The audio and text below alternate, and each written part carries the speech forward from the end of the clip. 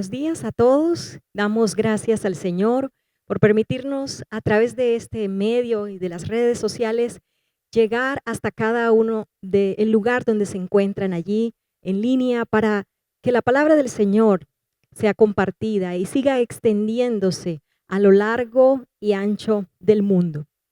Creo que cuando Dios nos dio este lema a la comunidad cristiana, el camino para este año 2020, venía preparando todo para este momento en que estamos viviendo, y no solamente en nuestra ciudad, sino también a lo largo del mundo entero.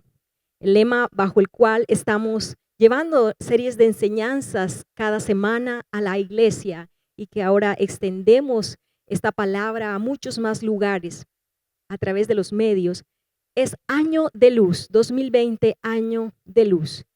Y ha sido un lema que Dios ha entregado para este tiempo porque a través de los medios se está extendiendo esa luz y está iluminando corazones. El mensaje del Evangelio está siendo predicado. Y quiero que por un momento demos gracias al Señor, aún en medio de todo lo que estamos viviendo. Demos gracias al Señor y le pidamos que a través de su palabra Él hable a nuestros corazones en esta hora. Amado Dios, gracias te damos por tu Espíritu Santo. Gracias por tu palabra, a través de la cual tú traes vida y traes luz. Gracias, amado Rey.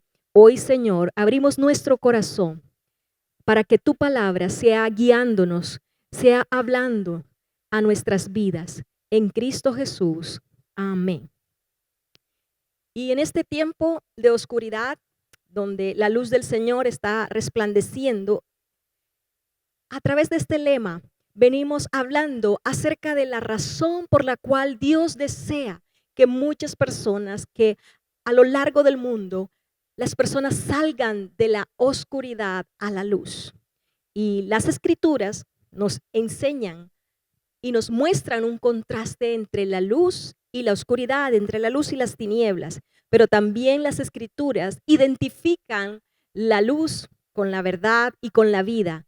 E identifican la oscuridad con la muerte espiritual en el corazón humano. Y teniendo en cuenta lo que hemos venido hablando, hemos dicho que las personas que están en una condición alejadas de Dios viven en oscuridad. Y Dios desea trasladar a aquellos que se encuentran en oscuridad a su luz. Esa luz tiene que ver con esa participación viva y activa de las personas en una relación con Dios. Las escrituras nos muestran este contraste y nos dicen que es la vida de Dios en Cristo quien trajo luz a todos, dice el apóstol Juan en su evangelio. Por eso esta mañana quiero hablarles bajo un título que lo he escrito de esta manera: vida que trae luz. Y para ello quiero que vayas conmigo al Evangelio de Juan, capítulo 17, versículo 3. Allí donde estás puedes ubicar el texto bíblico. Si tienes una aplicación, si tienes a la mano tu Biblia, te invito a que vayas conmigo al Evangelio de Juan, capítulo 17, y vamos a leer del versículo 1 al 5. Aunque el texto central es el versículo 3, quiero que leamos del versículo 1 al versículo 5. Dice la palabra: después de decir todas estas cosas, Jesús miró al cielo y dijo: Padre, ha llegado la hora, glorifica a tu Hijo para que Él a su vez te dé la gloria a ti, pues le has dado a tu Hijo autoridad sobre todo ser humano. Él da vida eterna a cada uno de los que tú le has dado. Y la manera de tener vida eterna es conocerte a ti, el único Dios verdadero, y a Jesucristo, a quien tú enviaste a la tierra. Yo te di la gloria aquí en la tierra al terminar la obra que me encargaste. Ahora, Padre, llévame a la gloria que compartíamos antes de que comenzara el mundo. El Señor Jesús, en este pasaje que acabamos de leer, es quien está hablando. Está elevando una oración justo unas pocas horas antes de ir a la cruz. Él está consciente de que va a experimentar un dolor, un sufrimiento. está consciente de que va a dar su vida en la cruz por la humanidad, pero consciente de todo este sufrimiento que va a experimentar, eleva una oración al Padre con una perspectiva de eternidad. Él lo está viendo desde el plano de la eternidad y ora por sus discípulos, no solo por aquellos que estaban alrededor de él en ese momento, sino que más adelante vamos a ver en el capítulo que él está orando también por aquellos que conocerían del Evangelio en las generaciones siguientes. Así que el Señor eleva una oración, dice el apóstol Juan, que después de decir estas cosas, ¿qué cosas estaba diciendo el Señor? Cuando miramos los capítulos anteriores, el Señor estaba hablándole a los discípulos y alentándolos porque les había explicado que iba a ir a la cruz, que iba a morir para salvación de muchos. El Señor Jesús les venía hablando que tuvieran ánimo, que iban a pasar por un momento de tristeza y de confusión, pero que no se angustiaran, que no entraran en pánico. El Señor Jesús les está diciendo, ahora tendrán un momento de confusión y tristeza, pero luego vendrá la alegría. Y también les dice y les promete que enviará al Espíritu Santo.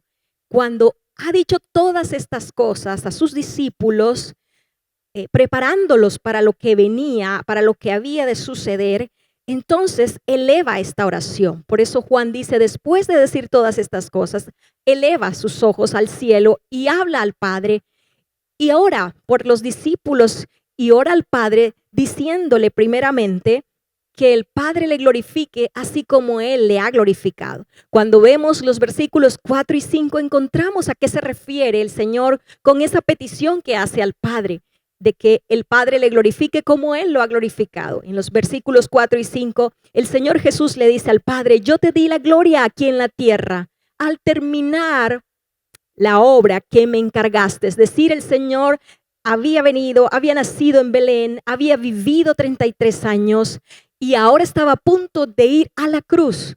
Él había cumplido la obra y ahora esperaba esa glorificación del Padre, que en la resurrección y en la ascensión Él pudiera regresar de nuevo. Él regresaría a aquella gloria que había compartido con el Padre y que había hecho a un lado para venir a esta tierra. Este texto que acabamos de leer contiene una belleza, una riqueza de verdad para tu vida y para mi vida, porque algo que dice el Señor en medio de estas líneas que hemos leído es que la finalidad para que todo esto sucediera, el que Él fuera a la cruz y el Padre le glorificara resucitándolo y llevando de nuevo a la gloria, tenía un propósito, y el propósito de todo este plan divino era que tú y yo tuviésemos vida eterna.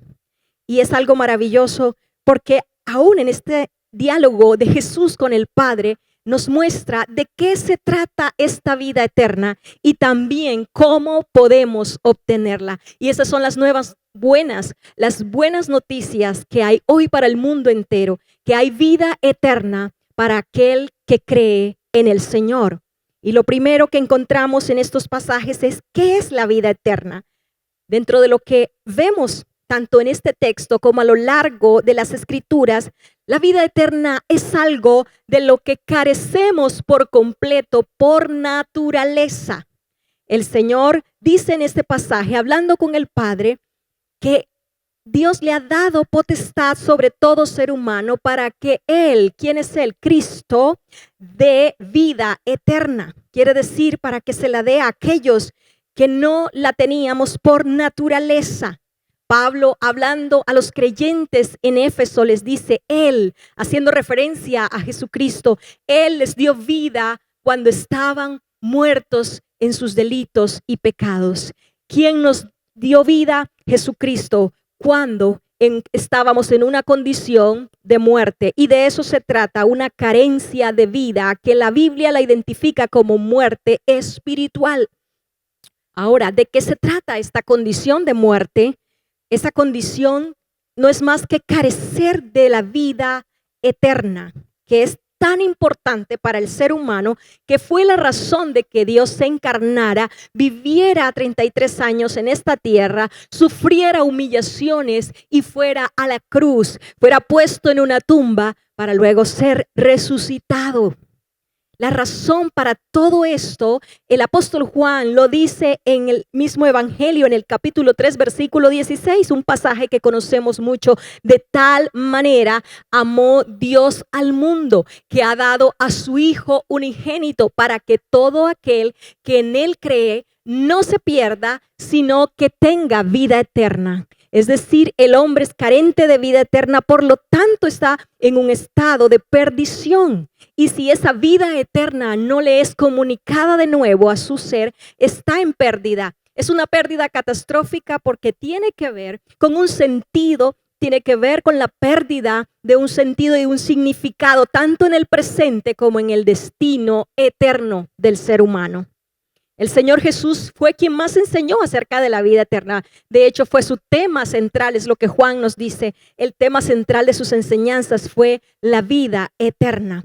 Y en el Evangelio de Juan, en el capítulo 10, versículo 10, el mismo Señor Jesús dice que el propósito por el cual Él ha venido es para darnos vida y vida en abundancia.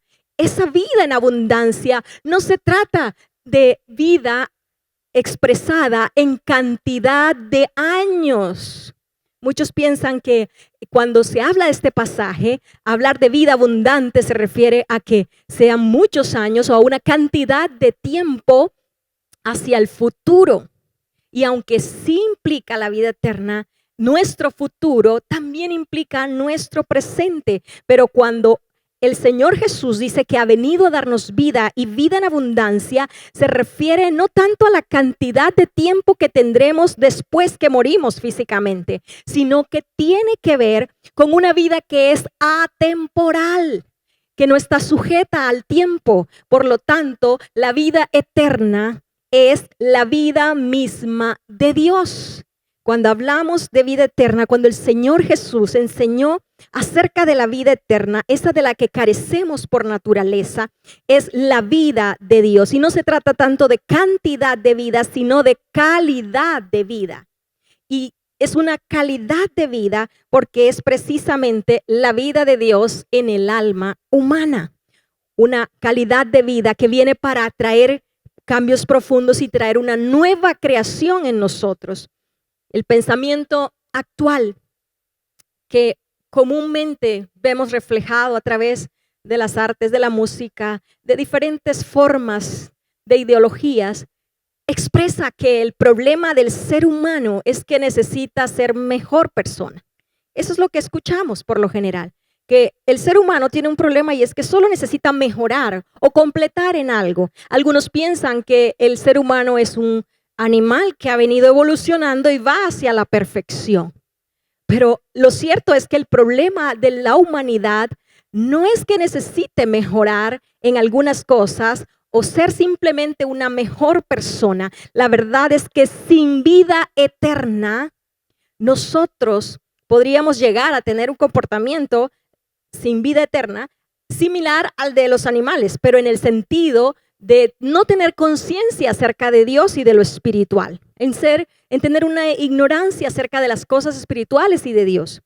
Pero el problema real de la humanidad es la ausencia de vida eterna, de la vida de Dios en el alma.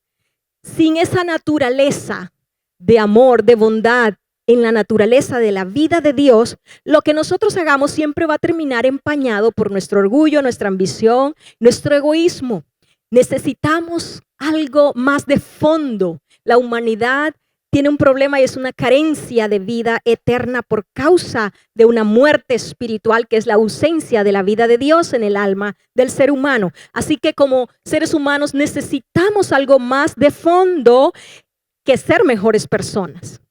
Y eso más de fondo que necesitamos es no ser mejores personas, sino ser nuevas personas. Por eso la Biblia nos habla que somos en Cristo una nueva creación. Somos una creación que nace de nuevo, que experimenta un nuevo nacimiento. Y la pregunta es, ¿dónde empezó esa condición en el ser humano? Si fuimos creados por Dios, en quien está la vida eterna, en quien es la vida eterna. Y Génesis capítulo 2 y 3 nos hablan acerca de esto. Nos dicen que Dios creó al hombre. Cuando vemos estos capítulos en Génesis 2 y 3, nos habla que Dios creó al ser humano y que sopló aliento de vida en el hombre y la mujer. Y ellos fueron almas vivientes. Cuando este pasaje nos muestra esta escena, esta imagen, no está hablando de la vida que ya poseemos solamente, está hablando que en aquel momento cuando Dios creó al hombre y la mujer, había comunicado de su vida y ellos podían tener una relación personal e íntima con Dios, con su creador. Dios había comunicado su vida en ellos y también les había dicho, y lo podemos leer a lo largo de estos capítulos, que Dios le advierte al hombre y a la mujer que si ellos querían mantener en esa relación íntima, en esa comunión con Él, y que la vida eterna, la vida que Dios les había comunicado de Él a sus cuerpos, a sus almas, ellos debían seguir sus instrucciones.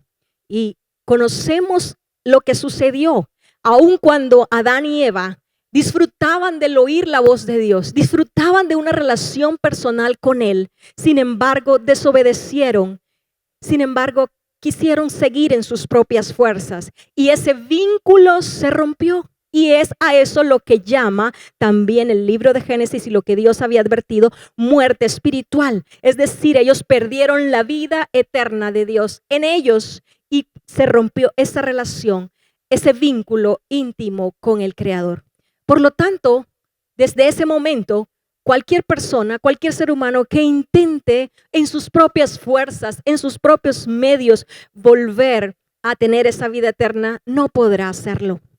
Solo Dios, quien la impartió desde el principio de la creación, es el único, es la fuente, es el que puede darlo. Por eso el Señor Jesús dice que Él es el que da vida eterna y a quien se le ha dado potestad sobre el ser humano para dar, para comunicar esa vida eterna. Él dijo, yo soy el camino, la verdad y la vida, y nadie viene al Padre si no es por mí. Y ahora esa condición de esa relación, de esa ruptura en esta relación del ser humano con Dios, es lo que conocemos como muerte espiritual.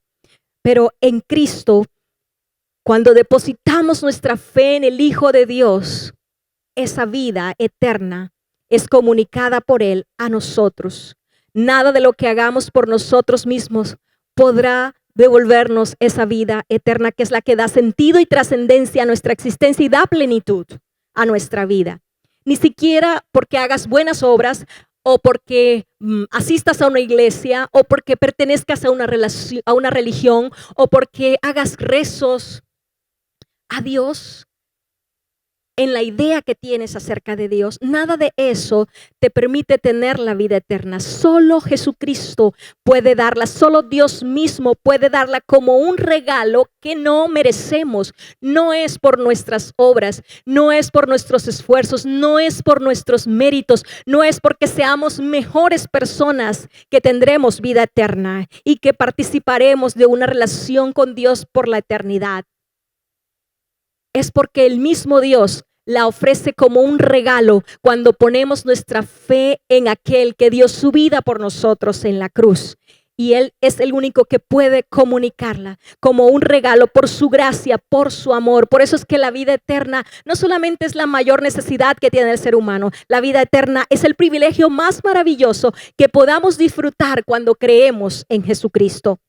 Y esa vida eterna no nos hace dioses, como algunos enseñan por allí, algunos místicos, porque la vida eterna es la vida de Dios comunicada al alma humana, pero seguimos siendo humanos. Es la vida de Dios que entra a nosotros para cambiar la perspectiva de cómo vemos las cosas. Es la misma perspectiva de Dios en nosotros que nos enseña a ver la vida, el mundo de otra manera, a ver la eternidad que antes nosotros no considerábamos.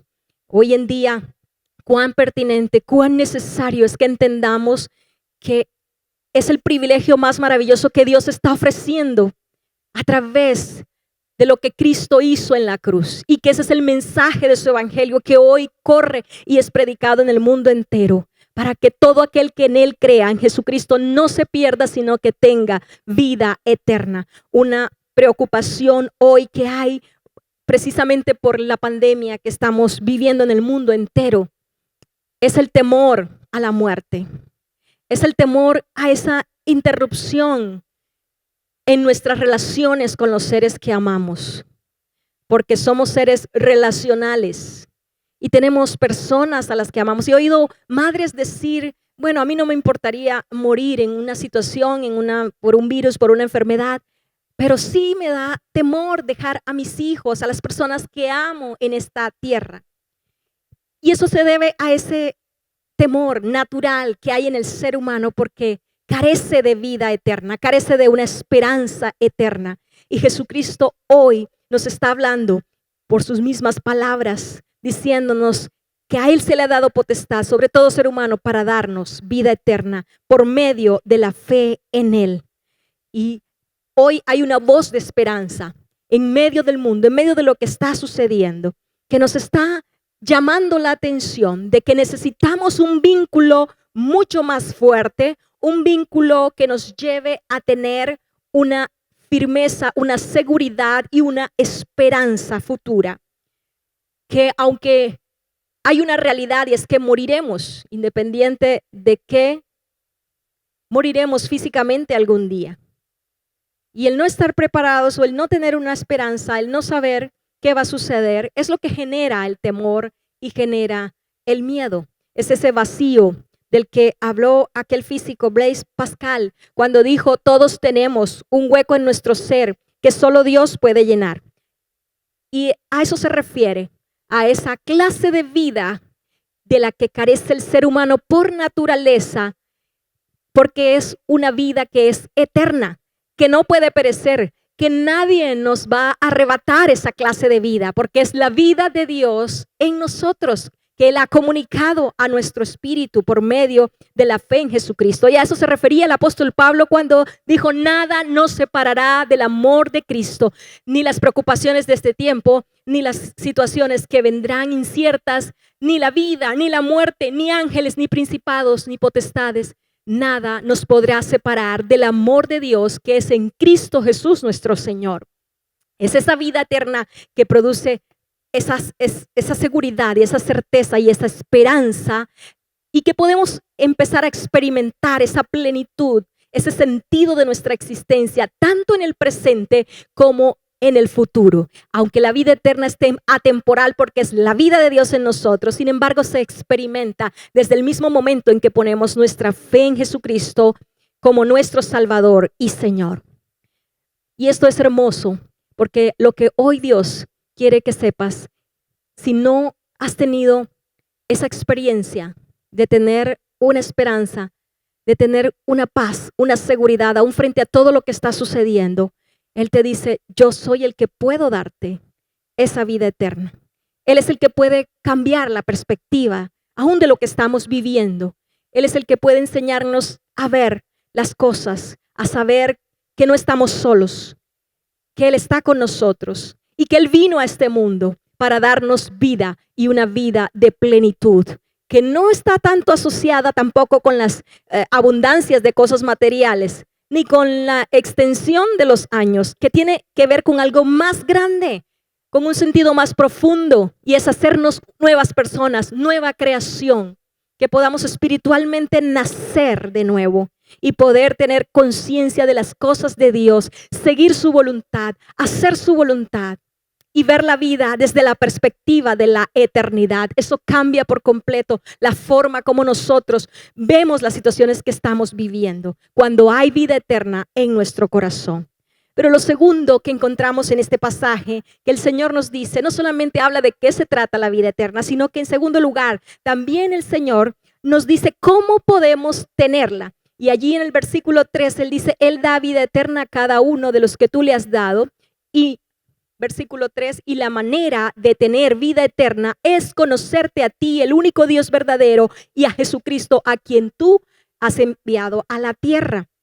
El Señor está diciendo que la manera de tener vida eterna es conocer a Dios. Y cuando hablamos aquí de conocer, podríamos pensar de entrada que se refiere a un conocimiento, a un saber acerca de Dios. Y la palabra que utiliza el apóstol Juan en el griego para referirse a conocer no es la que se utilizaba en el idioma en aquel momento para conocimiento o saber intelectual. No se trata, cuando Juan dice, especifica las palabras del Señor Jesús en su evangelio, de lo que el Señor Jesús ha dicho, lo está diciendo en un sentido como pensaba el judío en aquel momento. Y es un sentido que tiene que ver con una relación íntima, con una relación personal. No se trata de estar familiarizados con Dios. No se trata de saber mucho acerca de la Biblia o mucho acerca de Dios. Se trata de una relación. ¿En qué consiste la vida eterna? ¿Para qué fue dada? ¿Por qué Dios quiere comunicarnos esa vida eterna a nuestro corazón por medio de la fe en Jesucristo? Porque se trata de que Dios anhela y desea una relación íntima y personal, porque para eso fuimos creados por Él, para tener un vínculo eterno con Él, para tener un vínculo, una relación profunda con Él. De hecho, a lo largo de las Escrituras, la imagen que se utiliza para referirse a la relación humana con Dios es el matrimonio. El apóstol Pablo, cuando habla también en su carta a los Efesios acerca del matrimonio, hace una analogía entre Cristo y la iglesia como su esposa, en cómo el matrimonio tiene características similares, cómo el esposo debe cuidar a su esposa, cómo Cristo cuida y ama a la iglesia. Y esta relación que hace también se hace en el Antiguo Testamento. Lo vemos en el libro del profeta Oseas, donde su misma vida como profeta en aquel tiempo, donde Israel se había extraviado de su relación con Dios y había cometido adulterio espiritual, había ido tras otros dioses falsos y había abandonado su relación con Dios. El profeta Oseas también ilustra en su relación matrimonial la relación humana con Dios, de un pueblo que había sido infiel a Dios. ¿Y por qué utiliza la Biblia esta imagen acerca del matrimonio? Para ilustrar la relación humana con Dios, en ese vínculo que Dios anhela y para el cual fuimos creados. Porque el matrimonio es la imagen más clara para nosotros los seres humanos, poder entender que es un pacto de lealtad, que es una relación de lealtad mutua y que es una relación demasiado significativa dentro de las relaciones que manejamos personales. El matrimonio es el que reúne esas características a través de la cual podemos entender que nuestra relación con Dios debe ser una relación mutua, no simplemente esperar que sea Dios quien nos dé siempre, quien esté expresando su bondad, su amor y su misericordia hacia nosotros, sino que también nuestro corazón llegue a amarle, a conocerle, que podamos enamorarnos de Él, que podamos tener un vínculo relacional, que Dios no siga siendo una abstracción o una idea en nuestra mente. No se trata de decir yo creo en la existencia de Dios, no se trata de decir simplemente conozco a Dios porque sé de la Biblia, porque sé que Él existe por la creación, por la naturaleza. Dios quiere tener un vínculo relacional contigo tan íntimo y tan profundo como es el vínculo matrimonial en una pareja. Y Dios usa esa imagen para que podamos entender lo más que se acerca a esa relación, porque es mucho más grande y más profunda e intensa que la misma relación matrimonial. Pero Dios utiliza esa imagen porque es la que nosotros más podríamos entender de qué se trata una relación profunda de intimidad con Dios. El Señor Jesús dice que te conozcan a ti, el único Dios verdadero. Y hay muchas ideas falsas que los seres humanos nos podemos llegar a hacer acerca de Dios. Y cuando Jesús dice que te conozcan a ti, el único Dios verdadero, quiere decir que hay dioses falsos que se han creado a lo largo de la historia de la humanidad y que aún dentro de las mismas religiones se han creado dioses falsos, ideas falsas de Dios. Y el único Dios verdadero es aquel que se ha revelado y se ha dado a conocer a sí mismo. Y Dios lo ha hecho a través de las Sagradas Escrituras y lo hizo a través de su Hijo Jesucristo. Dios se ha dado a conocer al mundo porque Él desea que nosotros le conozcamos, no como una idea abstracta, sino como un ser relacional que es vivo, personal. No como una fuerza o una energía. Dios no es eso, no es algo impersonal. Él es alguien. y desea tener comunión con nosotros. Y el Señor dice que te conozcan a ti, el único Dios verdadero, tal como Dios mismo en el Antiguo Testamento se mostró como el creador de todas las cosas, pero también como aquel que vendría un día a salvar a la humanidad.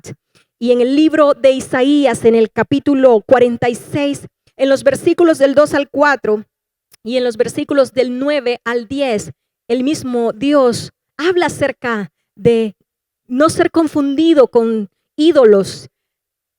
Dice el versículo 2 del capítulo 46 del libro de Isaías: tanto los ídolos como sus dueños se doblegan. Los dioses no pueden proteger a la gente y la gente no puede proteger a los dioses. Juntos van al cautiverio. Escúchenme, descendientes de Jacob, todos los que permanecen en Israel. Los he protegido desde que nacieron. Así es, los he cuidado desde antes de nacer. Yo seré su Dios durante toda su vida hasta que tengan canas por la edad. Yo los hice y cuidaré de ustedes. Yo los sostendré y los salvaré. Ese es nuestro Dios, el que te dice hoy a ti, si eres una mujer que estás sola, que eres cabeza de hogar y a lo mejor con toda esta situación sientes temor. El Señor dice, yo soy el que cuidaré de ti, yo soy el que estoy contigo. Él es el padre de huérfanos, defensor de viudas. Él es el que cuida de su creación. Él es el que está con nosotros, Él es nuestro Padre. Y el versículo 9 dice, recuerden las cosas que hice en el pasado. Este es un tiempo para no detenernos solo a mirar lo que está sucediendo en el presente, sino a recordar lo que Dios ha hecho en el pasado. Y aún en este momento Él está obrando. Dice el versículo 9, recuerden las cosas que hice en el pasado, pues solo yo soy Dios. Yo soy Dios y no hay otro como yo. Solo yo puedo predecir el futuro antes que suceda. Todos mis planes se cumplirán porque yo hago todo lo que deseo. Dios es soberano, es todopoderoso y tiene el control de todas las cosas porque Él las ha creado. Y no solo es el creador, sino que se ha revelado como el salvador del mundo. Se ha revelado como el creador y como el salvador. Y el Señor Jesucristo, el Hijo de Dios, ha irrumpido en la historia de nuestro tiempo para mostrarnos a nosotros esa imagen de un Dios que había sido invisible, pero que se encarna para hacerse visible.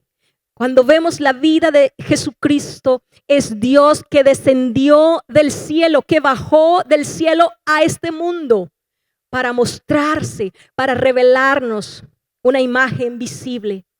Cuando nosotros no tenemos una imagen visible, tenemos una imagen o una abstracción, una idea de algo.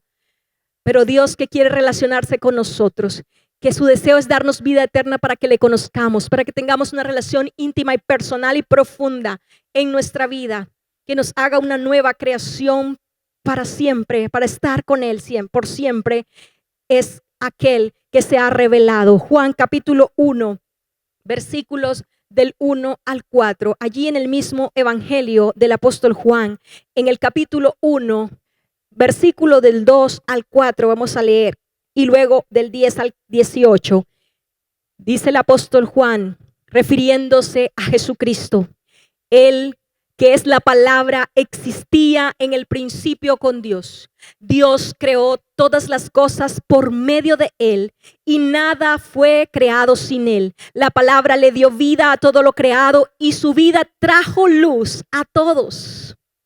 Versículo 10.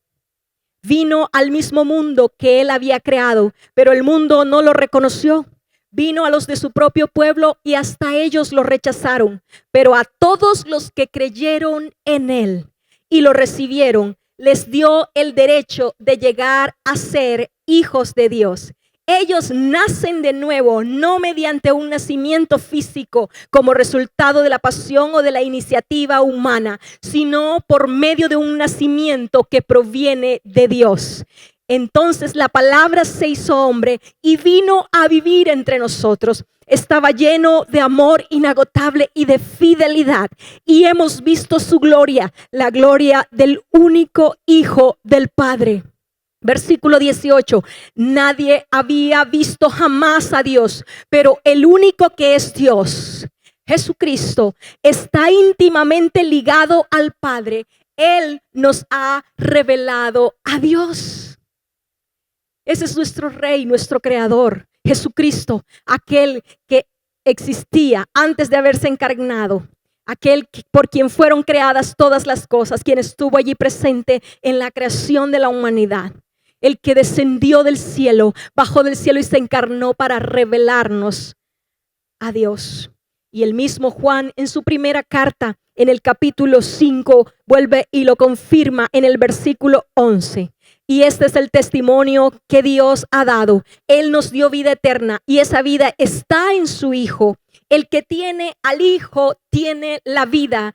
El que no tiene al Hijo de Dios no tiene la vida, y está refiriéndose a esa vida eterna que es Cristo mismo. Él dijo: en esto consiste la vida eterna, en que te conozcan a ti, el único Dios verdadero, y a Jesucristo a quien enviaste a la tierra.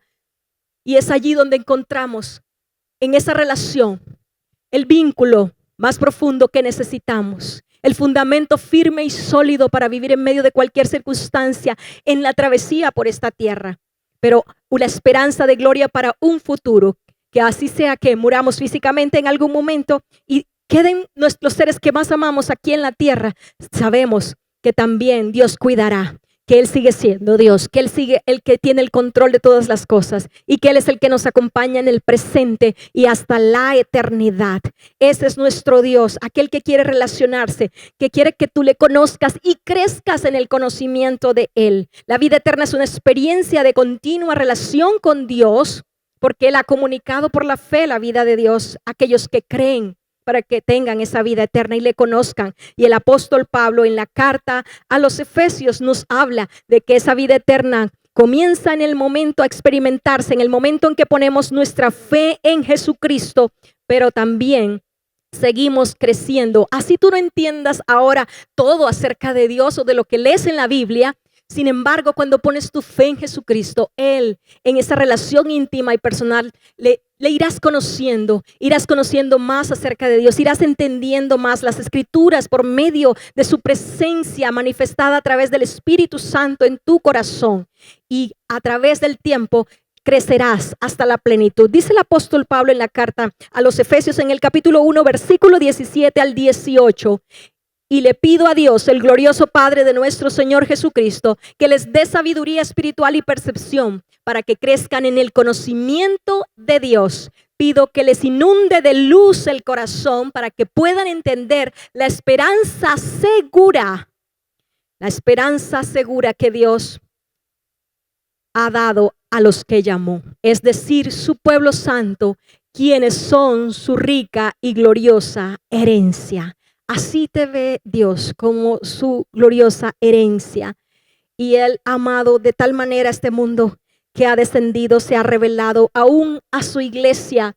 Le está llamando, nos está llamando a afirmar ese vínculo, así como lo hace en el libro de Apocalipsis con la iglesia de la Odisea, que es la última de las cartas que aparecen dirigidas a las iglesias en el libro de Apocalipsis, y que puede representar también lo que estamos viviendo en nuestro tiempo, una iglesia que cree tener un vínculo con Dios, que cree conocerlo porque tiene todas las cosas y las herramientas, pero su corazón se ha enfriado, se ha vuelto un corazón tibio, donde el fervor se ha apagado, donde aunque está allí no es frío ni es caliente, porque si fuese frío estuviera fuera de la iglesia, pero tampoco tiene el calor del fervor, sino que está en un término medio y no cultiva y no se compromete en su relación íntima con Dios. En esa iglesia, en las características de esa iglesia, el Señor Jesús se dirige en el libro de Apocalipsis a esta iglesia y les dice: yo estoy a la puerta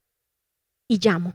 Si alguno oye mi voz y abre la puerta, yo entraré y cenaremos juntos. Y se está refiriendo a ese llamado que Jesús está haciendo a la iglesia, a aquellos que le hemos conocido, a que renovemos ese amor, ese compromiso con Él, esa entrega, ese pacto de lealtad, porque muchos, aquellos que han conocido el evangelio, se han ido tras la cultura de otros dioses, de otros ídolos, y han abandonado los pensamientos de Dios. Su corazón y su relación está en una condición en la que el Señor Jesús está haciendo un llamado a que la iglesia renueve también ese amor, esa relación, ese poder conocerle, y que podamos entender que Él desea una relación firme y fuerte, que podamos conocerle, para que nosotros podamos tener plenitud, para que podamos experimentar su compañía en los momentos difíciles, para que podamos experimentar su paz en los momentos donde hay confusión, donde hay ansiedad. Allí el Señor quiere que aquellos que creen en Él, aquellos a quienes le da vida eterna, puedan tener una relación profunda y mantener esa relación que nada ni nadie arrebatará. Así que en este momento, el llamado que Dios nos hace, si eres una persona que no has tenido una relación personal con Jesucristo, que no has experimentado el poder conocer a Dios como esa persona, no como una abstracción o una idea simplemente, que no es suficiente con que creas en la existencia de Dios, sino que le conozcas, que tengas una relación profunda, íntima con Él, de amor, de poder experimentar su presencia y su compañía. Entonces, este es el momento para que ahí donde tú estás, puedas decirle: yo quiero conocerte, yo quiero entregarte mi vida, yo quiero reconocer que te necesito, que necesito esa vida eterna que le dé sentido a mi existencia, que me dé la seguridad y la paz, aún en medio de las preocupaciones o turbaciones que puedan darse en este tiempo. Yo te necesito. Hay un escenario que Dios está utilizando en este momento y es llamando la atención de aquellos que aún no le han conocido, para que le conozcan y puedan, aún en medio de todo lo que está pasando, ver el poder y la gloria de Dios manifestarse como el Dios santo, poderoso y bueno que Él es. Pero si eres alguien que dices: ya yo conozco al Señor, ya yo tengo una relación con Cristo, y le has entregado tu vida a Cristo, pero a través de esta palabra reconoces, porque el Espíritu Santo te está hablando, y reconoces que necesitas renovar esa relación de amor con el Señor, que necesitas renovar tu compromiso con Él, ese compromiso mutuo con Él en esta hora. Entonces te invito a que tú, allí donde estés, también puedas hacer una oración y juntos oremos al Señor, reconociendo: Señor, mi futuro es tuyo, mi futuro está en tus manos. Yo un día entregué mi vida a ti y quiero que esa relación se renueve, se afirme, porque deseo conocerte aún más. Deseo conocerte aún más. Y quiero invitarte a que ahí donde estás hagamos esa oración. Oremos tanto por aquellos que aún no conocen al Señor y que en este momento están aceptando esa voz de ese llamado. Todo aquel que viene a Él, Él lo acoge, Él le da vida eterna. Señor, gracias te damos en esta hora. Gracias por tu palabra, por cada persona que allí en sus hogares, en sus casas, en el lugar donde están, abren su corazón en esta hora y te dice: yo quiero entregarte mi vida, quiero conocerte, porque ahora sé que tú quieres que te conozca, que has venido a este mundo, que te encarnaste en la persona de tu Hijo Jesucristo para que yo hoy te pueda conocer. Y reconozco que eres mi Salvador, el que en la cruz murió y perdonó mis pecados. Y ahora quiero entregarte mi vida y conocerte y tener una relación profunda e íntima contigo, Señor y Dios. Y pueda permanecer, Señor, en ese vínculo de amor. Te lo pido y me rindo ante ti en esta hora. Y como iglesia, Señor, oramos para crecer en conocerte. Danos sabiduría espiritual. Danos entendimiento de los tiempos y de lo que nos estás hablando en todo lo que está sucediendo como iglesia. Señor, que podamos renovar nuestro compromiso de amor contigo, nuestra relación de amor, y que podamos abrir la puerta de nuestro corazón, porque te hemos hecho a un lado en medio de muchas situaciones de este tiempo, de lo que nos rodea. Pero ahora, Señor, en este llamado que nos estás haciendo, por tu palabra y aún por las mismas circunstancias, decidimos, Señor, confiar en nuestro futuro en ti y conocerte aún más. Y te damos gloria y te damos alabanza. Amén.